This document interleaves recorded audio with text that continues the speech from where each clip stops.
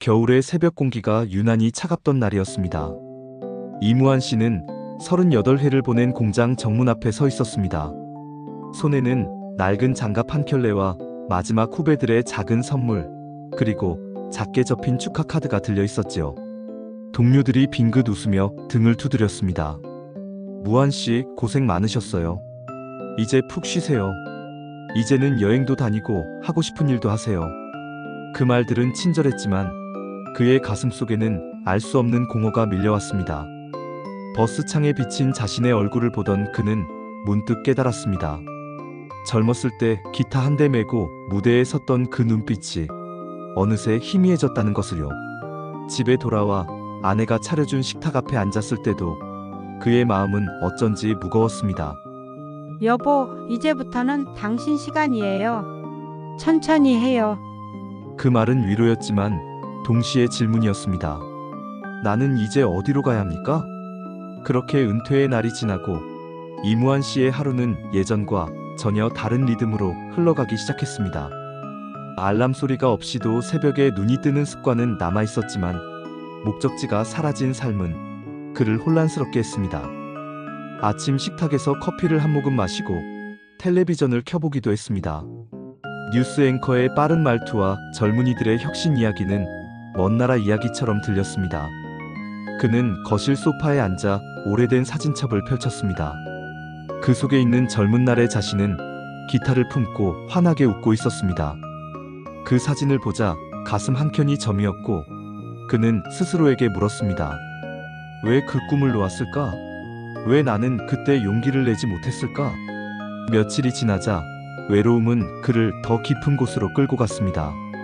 친구들과의 전화통화는 예전의 활기를 채우지 못했습니다. 이제 한가해졌지? 쉬어라. 그 답은 차가웠고 그의 속은 더 공허해졌습니다. 집의 방 한켠에서 그는 오랫동안 서랍 속에 두었던 기타 케이스를 꺼냈습니다. 먼지가 쌓인 기타를 조심스럽게 꺼내어 현을 튕기자 탁한 소리가 났습니다. 그러나 그 소리는 낡은 현의 꾀임에도 불구하고 그의 심장을 두드렸습니다.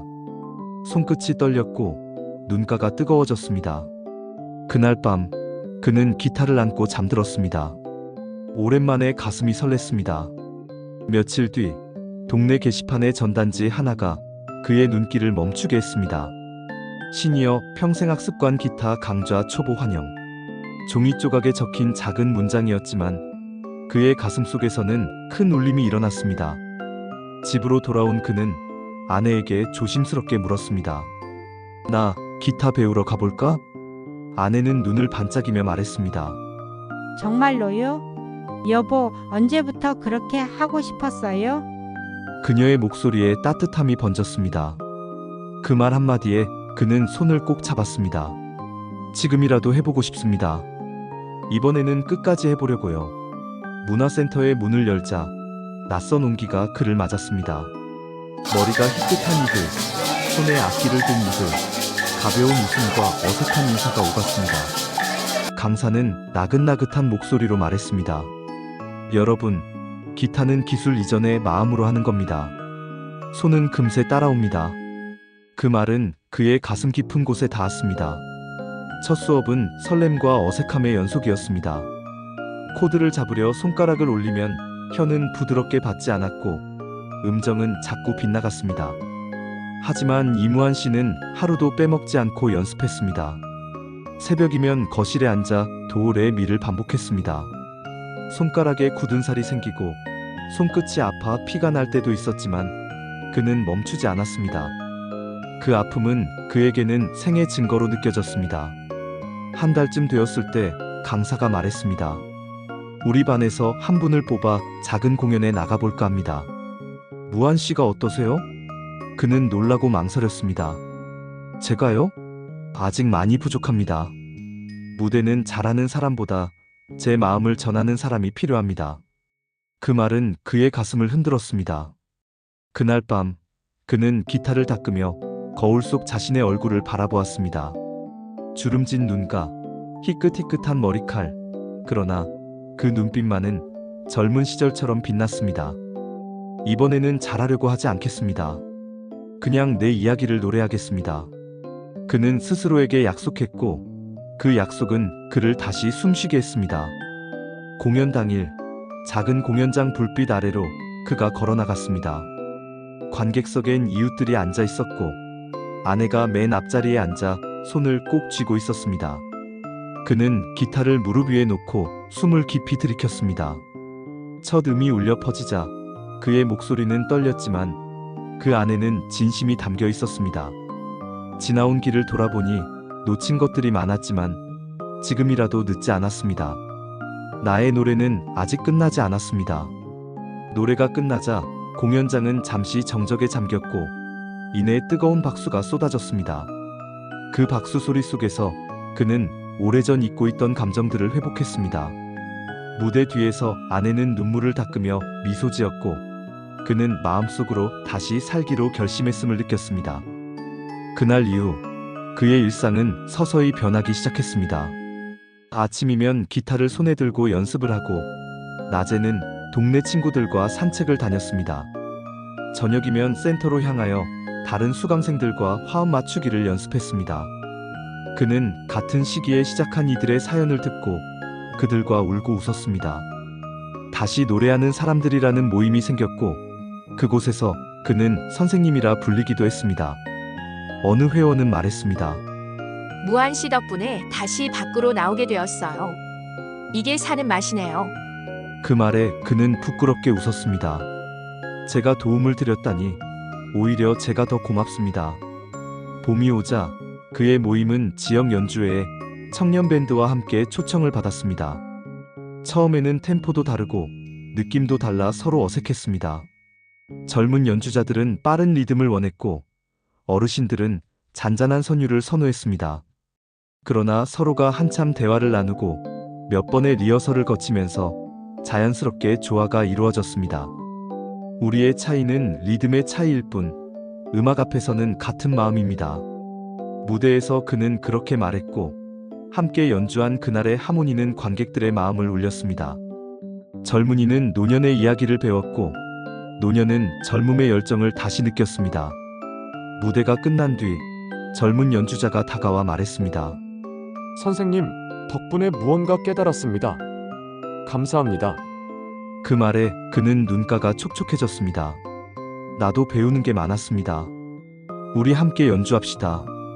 가을이 깊어가던 어느 날 그는 공원 벤치에 앉아 기타를 들었습니다. 낙엽이 바스락거리고 햇살은 부드럽게 내려왔습니다.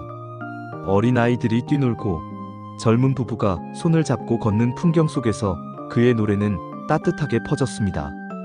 노래를 듣던 한 소녀가 엄마의 손을 잡고 속삭였습니다. 엄마, 저 아저씨 목소리 참 좋아요. 그 말에 엄마는 미소 지었고 노인은 고개를 끄덕였습니다. 그는 천천히 노래를 마치고 관객들을 바라보며 말했습니다. 감사합니다. 여러분 덕분에 제 인생이 다시 빛을 얻었습니다. 어떤 이는 눈물을 훔쳤고 어떤 이는 휴대폰으로 그 장면을 찍어 SNS에 올렸습니다. 며칠 뒤 그 영상은 빠르게 퍼져나갔습니다. 댓글에는 제 아버지와 같네요. 이분의 노래를 듣고 저도 용기를 냈습니다. 늦었다고 생각했는데 저도 다시 시작합니다. 라는 글들이 쏟아졌습니다. 조회수는 수백만을 넘어섰고 수많은 이들이 그의 이야기에 공감해 메시지를 보냈습니다. 그는 그 반응을 보고 조용히 웃었습니다. 내 노래가 이렇게 울림을 줄 줄은 몰랐습니다. 아내는 손을 꼭 잡고 말했습니다.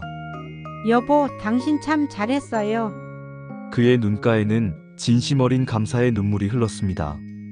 이번 눈물은 후회의 눈물이 아니라 완성의 눈물이었습니다. 밤이 깊어가고 그는 창가에 앉아 별빛을 바라보았습니다. 손에 든 기타줄을 조용히 튕기며 그는 속삭였습니다. 이제 알겠구나. 인생이란 언젠가 끝나는 무대가 아니라 우리가 다시 손을 뻗어 새로 만드는 무대였구나. 그는 오래전 자신에게 하지 못했던 말을 이제 할 수 있었습니다. 젊었을 때 못했던 꿈, 지금이라도 해도 괜찮다. 내 인생은 네 것이니 늦었다고 생각 말아라. 그의 목소리는 밤 공기 속으로 조용히 스며들었고 그 소리는 누군가의 가슴에 닿아 또 다른 용기를 일으켰습니다. 다음 날 아침 그는 평소처럼 기타를 챙겨 문화센터로 향했습니다. 수강생들은 그를 반갑게 맞이했고 젊은이들은 그의 연주를 들으며 경의를 표했습니다. 그는 마이크 앞에 서서 말했습니다. 여러분, 인생은 예측 불가합니다. 하지만 우리가 할 수 있는 것은 오늘의 한 소절을 진심으로 부르는 일입니다. 그 말에 사람들이 고개를 끄덕였고 누군가는 눈시울을 붉혔습니다. 그의 이야기는 더 이상 한 사람의 이야기가 아니었습니다. 그것은 이웃의 이야기였고 부모의 이야기였고 잊힌 꿈의 이야기였습니다. 하루는 센터에 한 청년이 다가와 말했습니다. 선생님, 이 영상 보고 저희 작은 아버지가 기타를 다시 잡으셨어요. 집안 분위기가 확 바뀌었답니다. 그 말을 들은 이무한 씨는 잠시 말을 잃었습니다. 그리고는 조용히 웃으며 대답했습니다. 그거면 충분합니다. 누군가의 삶이 조금이라도 밝아진다면 그게 제일 큰 보람입니다. 계절은 흘렀고 그의 머리칼에는 겨울이 더했고 손끝에는 연륜이 더해졌습니다. 그러나 그의 눈빛은 이전보다 오히려 부드럽고 단단해졌습니다. 그는 이제 알았습니다. 꿈은 언제나 우리 곁에 숨어 있다는 것을, 용기는 어느 날 갑자기 오는 것이 아니라 작은 실천의 연속이라는 것을, 그리고 가장 늦은 시작도 여전히 시작이라는 것을요. 그는 종종 작은 모임의 끝에서 이렇게 말하곤 했습니다. 여러분, 오늘도 한 소절 불러볼까요? 우리의 노래는 아직 끝나지 않았습니다. 이무한 씨의 이야기는 한 사람의 삶을 넘어 수많은 이들의 마음을 울렸습니다. 그리고 혹시 지금 당신의 가슴 한켠에 묵혀둔 기타가 있다면 부디 다시 꺼내어 첫 현을 튕겨보시길 바랍니다. 당신의 노래도 아직 끝나지 않았습니다. 당신의 두 번째 인생 도전을 응원합니다. 감사합니다.